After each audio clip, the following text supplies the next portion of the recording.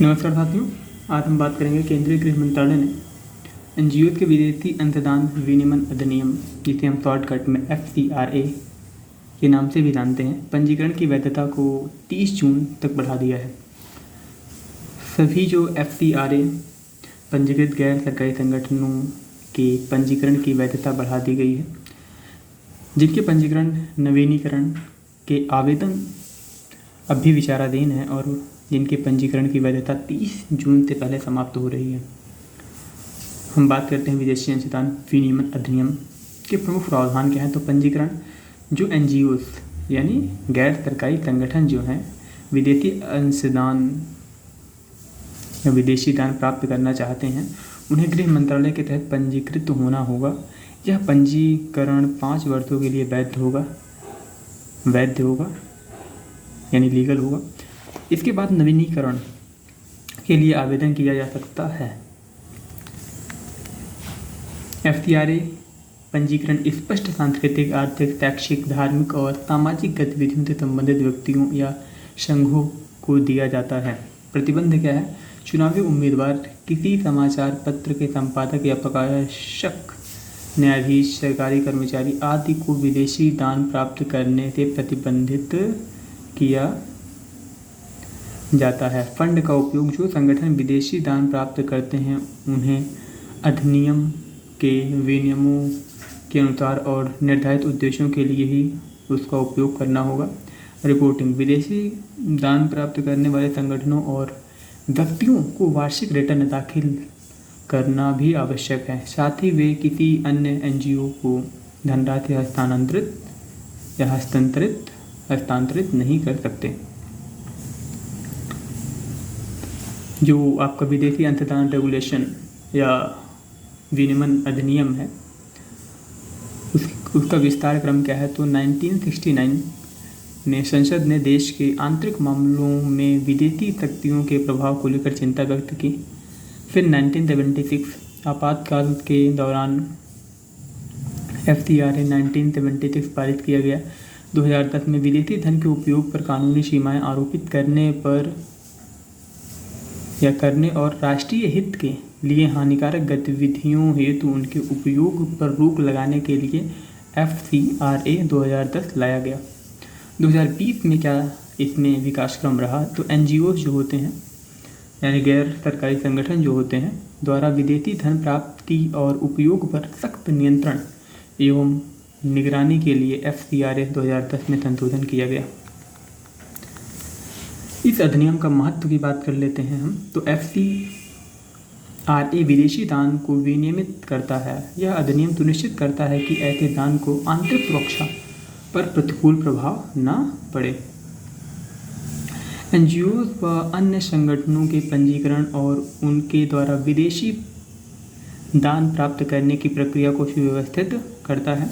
यह सुनिश्चित करता है कि विदेशी दान वैध स्रोतों से प्राप्त किया गया है और किसी भी व्यक्ति या संस्था द्वारा वैध उद्देश्यों के लिए उपयोग किया गया है। आगे हम देखते हैं खाद्य और कृषि संगठन, फूड एंड एग्रीकल्चर ऑर्गेनाइजेशन ने अंतर्राष्ट्रीय मिलेट्स वर्ष इंटरनेशनल ईयर ऑफ मिलेट्स के समापन समारोह का आयोजन किया।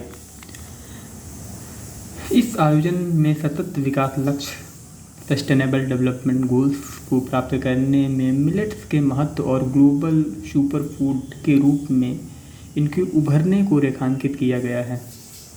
सबसे पहले हम देखते हैं संयुक्त राष्ट्र खाद्य एवं कृषि संगठन के बारे में है क्या ये। इसकी स्थापना 1945 में हुई थी। यह संयुक्त राष्ट्र की एक विदेश एजेंसी है। यह भूखमरी को समाप्त करने के लिए अंतर्राष्ट्रीय प्रयासों का नेतृत्व करती है। सदस्य इसके 195 सदस्य हैं। इसके सदस्यों में भारत सहित 194 देश और यूरोपीय संघ शामिल है। खाद्य और कृषि संगठन द्वारा जारी की गई रिपोर्ट कृषि और खाद्य सुरक्षा पर आपदाओं का प्रभाव। पहली रिपोर्ट जारी करता है FAO। दूसरा है खाद्य और कृषि की स्थिति यानी शोफा रिपोर्ट 2023।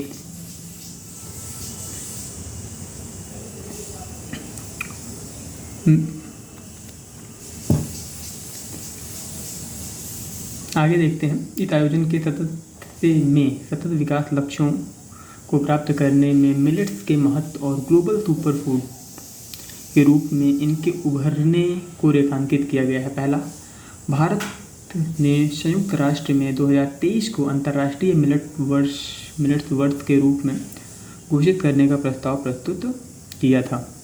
मिलेट्स के बारे में, यानी मिलेट्स होती क्या हैं, इसके बारे में हम देखते हैं। तो भारतीय मिलेट्स पोषक तत्वों से भरपूर और सूखा सहिष्णु अनाजों का एक समूह है। सूखा सहिष्णु का मतलब होता है कि वो सूखा में भी, यानी ये मोटे अनाज होते हैं और सूखा में भी ये कहीं ना कहीं उत्पादन को बनाए रखते हैं। इन्हें ज़्यादातर भारत के शुष्क और अर्धशुष्क क्षेत्रों में उगाया जाता है। इन्हें मोटे अनाज या गरीबों का अनाज के रूप में जाना जाता है। ये पोषण की दृष्टि से गेहूं और चावल से बेहतर होते हैं। भारत मिलेट्स का सबसे बड़ा उत्पादक है विश्व में। इसके बाद नाइजर और चीन आता है, मतलब पहला भारत, दूसरा नाइजर और तीसरा चीन रैंकिंग में देखें तो। मिलेट्स का महत्व की बात करते हैं अगर हम लोग,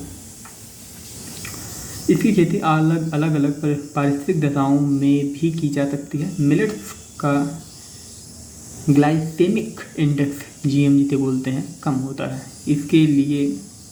इसलिए ये मधुमेह की रोकथाम में सहायक है। ग्लाइसेमिक इंडेक्स यह मापता है कि कोई खाद्य पदार्थ शरीर में कितनी जल्दी रक्त शर्करा को बढ़ाता है, ग्लूकोज को। मिलेट्स आयरन, जिंक और कैल्शियम जैसे खनिजों के अच्छे स्रोत हैं। साथ ही ये ग्लूटेन मुक्त भी हैं। मिलेट्स को बढ़ावा देने के लिए भारत द्वारा शुरू की गई पहलें या इनिशिएटिव्स क्या हैं भारत के द्वारा? खाद्य प्रसंस्करण उद्योग मंत्रालय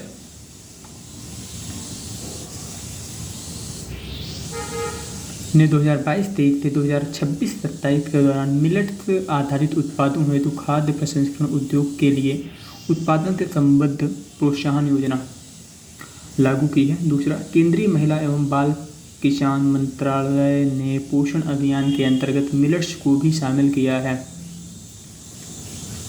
क्या किया गया है?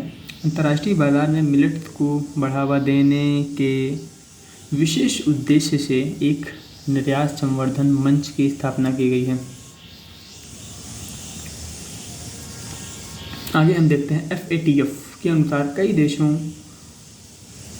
ने अभी भी वर्चुअल एसेट्स के दुरुपयोग को रोकने वाले उपायों को पूरी तरह से लागू नहीं किया है। FATF क्या है, इसका फुल फॉर्म क्या है, पहले देखते हैं। फाइनेंशियल एक्शन टास्क फोर्स ने वर्चुअल एसेट्स और वर्चुअल एसेट्स सर्विसेज प्रोवाइडर्स पर अपने मानकों के कार्यान्वयन को मजबूत करने के लिए फरवरी 2023 में एक रोड मैप पर सहमति व्यक्त की थी।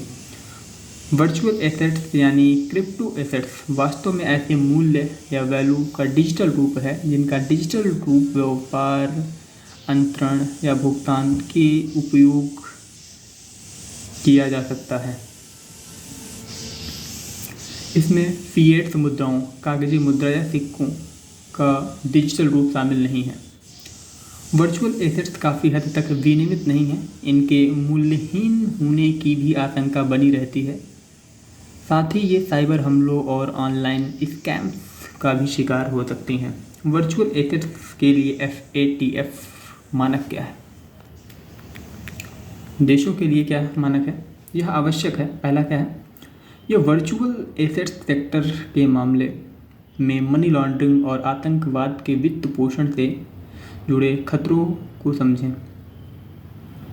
दूसरा, जो आपके वर्चुअल एसेट्स के सर्विस प्रोवाइडर्स हैं, वर्चुअल एसेट्स के सर्विस प्रोवाइडर्स को लाइसेंस या पंजीकरण प्रदान करें।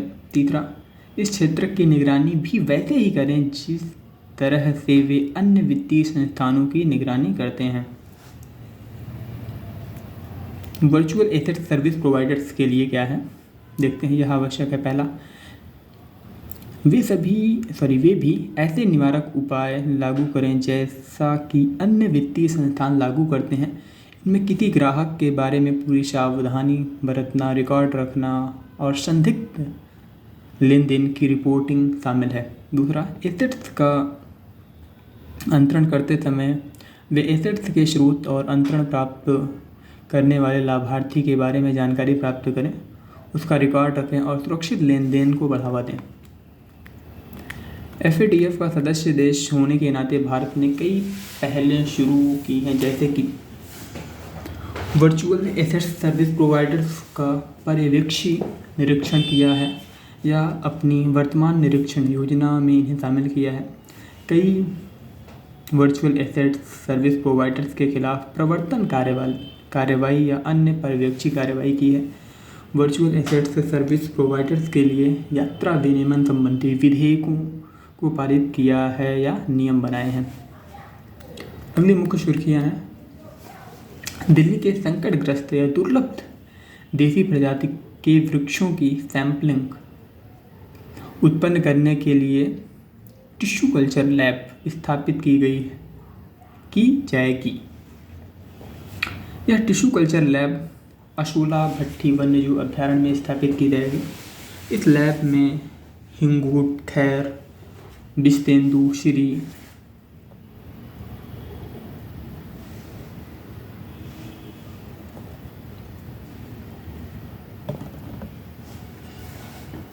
प्लाश जैसी वृक्ष प्रजातियों की सैंपलिंग तैयार की जाएगी। प्लांट टिश्यू कल्चर के बारे में ये है क्या, पादप ऊतक से संवर्धन ही आखिर है क्या, इसको देखते हैं पहले। यह कीटाणु रहित वातावरण और अनुकूल नियंत्रित भौतिक परिवेश में सिंथेटिक मीडिया के उपयोग से अविभेदित पादप कोशिकाओं, ऊतकों या अंगों को उपजाने की एक विधि है। दूसरे शब्दों में, ऊतक संवर्धन के तहत पादपों के एक्सप्लांट के छोटे हिस्सों को कीटाणु रहित वातावरण में पोषक तत्वों के उपयोग से संवर्धित किया जाता है। दूसरा, यह प्रक्रिया पादप कोशिकाओं की टोटीपोटेंसी विशेषता का उपयोग करती है। टोटीपोटेंसी पादप कोशिका की किसी भी प्रकार की विशेष कोशिका में विभाजित और विभेदित होने की क्षमता होती है। प्लांट टिश्यू कल्चर के प्रकार कितने तरीके के होते हैं? ऑर्गन कल्चर, इसके लिए पादप के किसी भी भाग, जड़, तना, पत्ती या फूल का इस्तेमाल संवर्धन उद्देश्य के लिए एक एक्सप्लांट पादप से प्राप्त के रूप में किया जाता है। सीड कल्चर, इसके तहत एक्सप्लांट उन पादपों से प्राप्त किए जाते हैं जो पहले से ही इन विट्रो स्थितियों में संवर्धित और उगाए गए हैं। एम्ब्रियो कल्चर, इसके अंतर्गत भ्रूण को पृथक करके इन विट्रो स्थितियों में संवर्धित किया जाता है। आप यहाँ पर देख सकते हैं पादप, फिर उसका है ना एक्सप्लांट, फिर अगर प्लेट एक्सप्लांट, छोटे पादप, फिर अनुकूल दशा, ये हो गया। प्लांट टिश्यू कल्चर के मुख्य उपयोग की बात करते हैं। रोग मुक्त पादप विकसित करने में, पादपों को तेजी से बढ़ाने में, कृत्रिम बीजों का बड़े स्तर पर निर्माण करने में आदि। प्लांट टिश्यू कल्चर के समक्ष मुख्य चुनौतियाँ। पहला, इसके लिए देश में पर्याप्त अवसंरचना का अभाव है। इस कार्य के लिए कुशल लोगों की कमी है, यानी स्किल्ड पर्सन की कमी है। जैव प्रौद्योगिकी सिद्धांतों के बारे में वैज्ञानिक ज्ञान का अभाव है आदि। आगे हम देखते हैं, वायकोंग सत्याग्रह के 100 वर्ष पूर्ण हुए। वायकोंग सत्याग्रह की शुरुआत त्रावणकोर, अब केरल में, वर्तमान में उसकी अवस्थिति क्या है, केरल की देशी रियासत में हुई थी। यह पूरे भारत में मंदिर प्रवेश आंदोलन का एक महत्वपूर्ण चरण था। यह निम्न जाति के हिंदुओं को वायकोंग महादेव मंदिर में प्रवेश करने की मनाही और उसके आसपास के सड़कों या उसके आसपास की सड़कों पर जाने से रोकने के खिलाफ शुरू किया गया था। पृष्ठभूमि, इस मुद्दे का सबसे बड़ा इस मुद्दे को सबसे पहले एझवा नेता टी.के. माधवन ने 1917 में अपने समाचार पत्र देशाभिमानी के संपादकीय में उजागर किया था। 1923 में नाड़ा में भारतीय राष्ट्रीय कांग्रेस का अधिवेशन आयोजित हुआ था। इस अधिवेशन में केरल प्रांतीय कांग्रेस समिति ने अस्पृश्यता विरोधी मुद्दे को प्राथमिकता देने के लिए एक संकल्प पारित किया था। सत्याग्रह का क्रम क्या रहा? आंदोलन में सभी जातियों के लिए सार्वजनिक स्थानों तक समान पहुंच सुनिश्चित करने हेतु अहिंसक विरोध का मार्ग अपनाया गया था। इसके तहत अलग अलग समुदायों का प्रतिनिधित्व करने वाले 3 सत्याग्रहियों के समूह शांतिपूर्वक प्रतिबंध वाले क्षेत्रों में पहुंचे। पहले समूह का नेतृत्व केशव मेनन ने किया था। प्रमुख नेता टी के माधवन, के केलप्पन, केरल गांधी के नाम से प्रसिद्ध, केपी केशव मेनन और जॉर्ज जोसेफ। महात्मा गांधी, सी राजगोपालाचारी और ईवी रामास्वामी पेरियार ने अपना समर्थन व्यक्त करने के लिए वायकोम का दौरा किया था। सत्याग्रह का प्रभाव अगर हम देखने की कोशिश करें, यह आंदोलन जातिगत आधार पर एकता को बढ़ावा देते हुए 603 दिनों तक जारी रहा था। मंदिर को घेरने वाली 4 सड़कों में से 3 को 1925 में सभी के लिए खोल दिया गया था। 1936 में त्रावणकोर के महाराजा ने एक मंदिर प्रवेश उद्घोषणा जारी की थी। इसमें हाशिए पर रही जातियों को मंदिर में प्रवेश की अनुमति दी गई थी। मंदिर प्रवेश के अन्य आंदोलन, कालाराम मंदिर प्रवेश आंदोलन 1930, इसे डॉक्टर बी आर अम्बेडकर ने शुरू किया था। गुरुवायूर सत्याग्रह 1931, इसे केलप्पन ने शुरू किया था। दूसरी हेडिंग है, सूखे की वजह से इलायची की खेती संकट का सामना कर रही है। इलायची कार्डामोम के बारे में देखते हैं। यह पादप की एक मोनोटाइप प्रजाति एलिटेरिया से संबंधित है। यह प्रजाति उष्णकटिबंधीय इंडो-मलाया क्षेत्र में पाई जाती है। इलायची पश्चिमी घाट के सदाबहार वर्षा वनों का स्थानिक पादप है। इसकी खेती मुख्यतः केरल, 58%, कर्नाटक और तमिलनाडु में की जाती है। आवश्यक जलवायु दशाएं क्या हैं? इलायची, ये याद रखने की योग्य बातें हैं। वर्षा 1500 से 2500 मिलीमीटर, यानी 150 से 250 सेंटीमीटर। तापमान 15 डिग्री से 35 डिग्री के बीच। ऊंचाई औसत समुद्र तल से 600 से 1200 मीटर की ऊंचाई पर। मृदा अम्लीय वनीय दोमट मृदा। इलायची की खेती के समक्ष चुनौतियां क्या हैं? पहला, यह अत्यधिक जलवायु संवेदनशील पादप है। इसके अलावा इसकी खेती किसी विशेष क्षेत्र में ही की जा सकती है, हर जगह नहीं की जा सकती। दूसरा, इसका पौधा अधिक ऊंचाई पर उगता है, इस वजह से इसके उत्पादन क्षेत्र का विस्तार करने की कम संभावना होती है। तीसरा, कीट एवं फसल रोगों से प्रभावित होने की आशंका भी बनी रहती है। विश्व बैंक के अनुसार 2021 में भारत इलायची का दूसरा सबसे बड़ा निर्यातक देश था। सबसे बड़ा निर्यातक ग्वाटेमाला था। इलायची की खेती को बढ़ावा देने के लिए सरकार द्वारा शुरू की गई पहले स्पाइसेस बोर्ड किसानों को ऐसे क्षेत्रों में भी इसकी खेती करने को बढ़ावा दे रहा है जहां पारंपरिक रूप से इसकी खेती नहीं की जाती है। बोर्ड ने इलायची के लिए, ये याद रखना कौन सा बोर्ड है? Spices board. ये किससे संबंधित है? इलायची से। बोर्ड ने इलायची के लिए मानक परिचालन प्रक्रियाएं भी तैयार की हैं। इसमें उत्पादन से लेकर विपणन, यानी प्रोडक्शन से लेकर विपणन यानी मार्केटिंग तक के सभी पहलुओं को शामिल किया गया है। इलायची के निर्यात को बढ़ावा देने के लिए स्पाइस पार्क्स में कॉमन प्रसंस्करण सुविधाओं के लिए अवसंरचना विकसित की जा रही है। साथ ही मसाला प्रसंस्करण में अत्याधुनिक तकनीकों को अपनाया जा रहा है। स्पाइसेस बोर्ड भारत के बारे में। उत्पत्ति, मसाला बोर्ड अधिनियम 1986 के तहत 87 में ये गठित किया गया था। मुख्यालय कोचीन केरल में है। भूमिका, यह एक स्वायत्त निकाय है। यह 52 अनुसूचित मसालों का मतलब शेड्यूल्ड हैं, किसी भी लिस्ट में लिखा गया है उनको, कि निर्यात को बढ़ाने के लिए, संवर्धित करने के लिए और इलायची की खेती के विकास के लिए काम करता है। मंत्रालय वाणिज्य और उद्योग मंत्रालय के तहत आता है।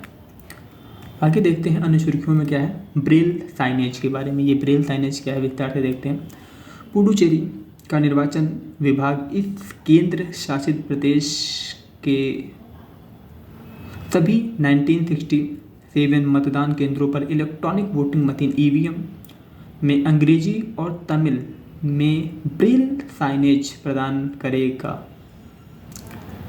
यह कदम दृष्टिबाधित या दृष्टिहीन मतदाताओं को स्वतंत्र और गोपनीय रूप से मताधिकार का उपयोग करने में मदद करेगा। हालांकि यदि ऐसे मतदाता चाहें तो अपने साथ सहायता के लिए एक व्यक्ति को ला सकते हैं। इसके लिए निर्वाचन संचालन नियम 1961 के नियम 49N में प्रावधान किया गया है। ब्रेल साइनेज एक प्रकार का संकेत है जिसमें ब्रेल लिपि शामिल है। ब्रेल साइनेज एक प्रकार का संकेत है और ब्रेल लिपि जिसमें शामिल होती है। यह लिपि स्पर्श लेखन प्रणाली पर आधारित है। इसका उपयोग दृष्टिहीन और दृष्टिबाधित लोगों द्वारा पढ़ने लिखने के लिए किया जाता है। दूसरी मुख्य खबर है जीरो FIR, प्रथम सूचना रिपोर्ट। क्या होता है FIR, है ना। तेलंगाना के मुख्यमंत्री पर कथित आपत्तिजनक टिप्पणी करने के मामले में पूर्व मंत्री के खिलाफ जीरो FIR दर्ज की गई। जीरो FIR के बारे में, यह एक प्रकार की FIR है। FIR का फुल फॉर्म क्या हो गया? First investigation for information report. इसे किसी भी पुलिस स्टेशन में दर्ज कराया जा सकता है। इसके लिए यह जरूरी नहीं कि आप जहां अपराध हुआ है उसी क्षेत्र के पुलिस स्टेशन में FIR दर्ज कराई जाए। एक बार FIR दर्ज होने के बाद इसे आगे की जांच के लिए संबंधित पुलिस स्टेशन में ट्रांसफ़र कर दिया जाता है। इसके तहत आरंभ में कोई नियमित FIR नंबर नहीं दिया जाता है। हालांकि जब मामला अधिकार क्षेत्र वाले पुलिस स्टेशन में ट्रांसफ़र कर दिया जाता है तब वहां नई FIR दर्ज की जाती है और FIR नंबर दिया जाता है। FIR शब्द को किसी भी कानून में परिभाषित नहीं किया गया है। पुलिस नियमों में दंड संहिता CRPC जो है, क्रिमिनल प्रोसीजर कोड जो है की धारा 154 के तहत दर्ज की गई जानकारी को FIR के रूप में जाना जाता है। भारतीय नागरिक सुरक्षा संहिता की धारा 173 में जीरो FIR शब्द का स्पष्ट उल्लेख नहीं है, परंतु इसे दर्ज करने से संबंधित प्रावधान किए गए हैं। गौरतलब है कि जीरो FIR की अवधारणा निर्भया केस के बाद बनाई गई जस्टिस वर्मा समिति 2012 की सिफारिशों पर आधारित है। 2-3 चीज़ें इसमें इम्पोर्टेंट है जो समझने योग्य हैं और याद करने भी। पहली चीज़ ये थोड़ा सा यहाँ पर ये जो नंबर ये वाला परिभाषित नहीं किया गया है और ये जो लास्ट की लाइनें हैं ये अधिक इम्पोर्टेंट हो जाती हैं थोड़ा सा। आगे हम बात करते हैं आर्कटिक में स्थलीय अनुसंधान और निगरानी के लिए अंतर्राष्ट्रीय नेटवर्क इंटरैक्ट के बारे में। यह आर्कटिक और आसपास के क्षेत्रों पर केंद्रित अनुसंधान स्टेशनों की एक बड़े नेटवर्क की परियोजना है। ये अनुसंधान स्टेशन उत्तरी यूरोप, रूस, संयुक्त राज्य अमेरिका, कनाडा, ग्रीनलैंड, आइसलैंड, फेरो द्वीप और स्कॉटलैंड सहित अलग अलग देशों में फैले हुए हैं। इस परियोजना को यूरोपीय संघ वित्त पोषित कर रहा है। उद्देश्य आर्कटिक के व्यापक पर्यावरण और भूमि उपयोग क्षेत्र में विविध पर्यावरणीय परिवर्तनों की पहचान करने, समझने, भविष्यवाणी करने व प्रक्रिया देने की क्षमता का निर्माण करना। एक्सटेंडेड फंड फैसिलिटी क्या होती है? अंतर्राष्ट्रीय मुद्रा कोष इंटरनेशनल मॉनेटरी फंड बोर्ड ने मिस्र के लिए एक्सटेंडेड फंड फैसिलिटी सहायता को बढ़ाकर $8 बिलियन कर दिया है। EFF यानी एक्सटेंडेड फंड फैसिलिटी क्या होती है इसके बारे में देखते हैं। पहला, यह सहायता तब दी जाती है जब कोई देश अर्थव्यवस्था की संरचनात्मक कमजोरियों के कारण मध्यम अवधि में भुगतान संतुलन बैलेंस ऑफ पेमेंट की गंभीर समस्याओं का सामना कर रहा होता है, जिनके समाधान में कुछ समय लग सकता है। इसके तहत लंबे समय के लिए सहायता कार्यक्रम शामिल होता है। साथ ही सहायता राशि को लंबे समय में वापस करने की सुविधा दी जाती है। तीसरा, एक्सटेंडेड फंड फैसिलिटी विस्तारित अवधि में देश की संरचनात्मक असंतुलन को दूर करने के लिए आवश्यक नीतियों पर ध्यान देने वाला व्यापक कार्यक्रमों का समर्थन करता है। बाहरी वित्त पोषण की वास्तविक और संभावित आवश्यकताओं का सामना करने वाले सभी सदस्य देश इसके तहत सहायता पाने के पात्र हैं।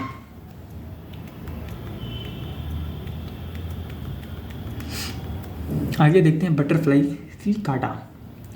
मेघालय में सिकाडा की एक नई प्रजाति की खोज की गई है। बटरफ्लाई सिकाडा के बारे में, यह जीनस बेकार्डेनिया से संबंधित है। देश में यह जीनस पहली बार दर्ज किया गया है।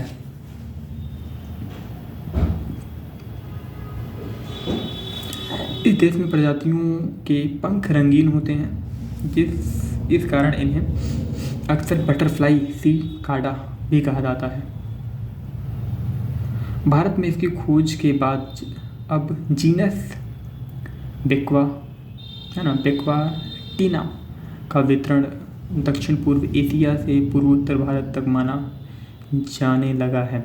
इसके अलावा अब ज्ञात बेक्वाटिना प्रजातियों की कुल संख्या 7 हो गई है। स्वेल वेव्स के बारे में देखते हैं। विशाल लहरों या स्वेल वेव्स से केरल के तटीय क्षेत्र जल प्लावित हो गए थे। स्वेल वेव्स के बारे में, पहला, ये सुदूर मौसम प्रणालियों द्वारा उत्पन्न यांत्रिक या सतही गुरुत्व लहरों की एक श्रृंखला है जो महासागरों और समुद्रों में 1000 मील तक पहुंचती हैं। ये लहरें वायु के प्रवाह की दिशा में भिन्न दिशाओं में आगे बढ़ सकती हैं। ऐसी लहरें स्थानीय पवनों या तटीय वातावरण में किसी भी विशेष अग्रिम परिवर्तन के बिना आ सकती हैं। केरल में इन लहरों को कल्ला कदल के नाम से जाना जाता है। ये वर्ड आ सकता है कल्ला कदल, हाल ही में तुर्कियों में रहा। ये किस चीज़ से संबंधित है? तो ये स्वेल वेव से संबंधित है। हाइपरसोनिक मिसाइल के बारे में, साइंस एंड टेक का कॉन्सेप्ट है ये। रूसी राष्ट्रपति ने पुष्टि की है कि रूस यानी यूक्रेन रूस युद्ध में 3M22 जिरकॉन हाइपरसोनिक मिसाइल का इस्तेमाल किया गया। ये क्या है? नाम है हाइपरसोनिक मिसाइल। इसकी गति मैक 5 या इससे अधिक होती है, या यह ध्वनि की गति से कम 5 गुना तेज गति से गमन कर सकती है, गमन यानी यात्रा कर सकती है। दूसरा, यह बैलिस्टिक मिसाइल की तुलना में कम ऊंचाई पर उड़ान भर सकती है। इसके चलते इसे ट्रैक करना कठिन हो जाता है। इसकी गति या इसकी अत्यधिक गति और पैंतरेबाजी के कारण इसके हमले से बचना बहुत कठिन हो जाता है। हाइपरसोनिक हथियार प्रणाली के 2 प्रकार हैं, हाइपरसोनिक ग्लाइड व्हीकल्स और hypersonic cruise missile. Cyber slavery क्या होती है इसको देखते हैं थोड़ा सा। 3 माह की अवधि में भारतीय दूतावास ने कंबोडिया में साइबर स्लेवरी में फंसे 75 भारतीयों को बचाया है। साइबर स्लेवरी के बारे में यह मानव तस्करी का एक आधुनिक रूप है। इसके अंतर्गत डिजिटल वर्ल्ड में लोगों को शोषण किया जाता है। इसके तहत पीड़ितों को रोजगार दिलाने का लालच दिया जाता है। इसके बाद उन्हें ऑनलाइन स्कैमर्स के रूप में काम करने के लिए मजबूर किया जाता है। यह व्यापक पैमाने पर अत्यधिक गंभीर और संगठित अपराध के रूप में उभर रहा है। सुर्खियों में व्यक्तित्व के बारे में, श्यामजी कृष्ण वर्मा। प्रधानमंत्री ने क्रांतिकारी स्वतंत्रता सेनानी श्यामजी कृष्ण वर्मा की पुण्यतिथि पर उन्हें श्रद्धांजलि अर्पित की। श्यामजी कृष्ण वर्मा के बारे में। इनका जन्म गुजरात के मांडवी में हुआ था। इन्होंने ब्रिटिश विरोधी गतिविधियों के प्रसार के लिए लंदन में इंडियन होम रूल सोसाइटी और इंडिया हाउस की स्थापना की। इन्होंने द इंडियन सोशियोलॉजिस्ट नामक पत्रिका में अपने लेखों के माध्यम से भारत की आज़ादी का प्रचार किया था। 1905 या 1905 में इनर टेम्पल नामक एक संस्था ने इन्हें वकालत करने से प्रतिबंधित कर दिया था। दरअसल औपनिवेशिक शासन के खिलाफ लिखने के कारण ब्रिटिश सरकार ने इन पर यानी श्यामजी कृष्ण वर्मा पर राजद्रोह का आरोप लगा दिया था। इस वजह से इनर टेम्पल ने श्यामजी कृष्ण वर्मा को प्रतिबंधित कर दिया था वकालत करने से। इनर टेम्पल लंदन में बैरिस्टर्स के लिए एक पेशेवर संस्था थी। इनसे हम मूल्य क्या क्या सीख सकते हैं? देशभक्ति सीख सकते हैं, निस्वार्थ भाव से सेवा करना सीख सकते हैं आदि। धन्यवाद साथियों।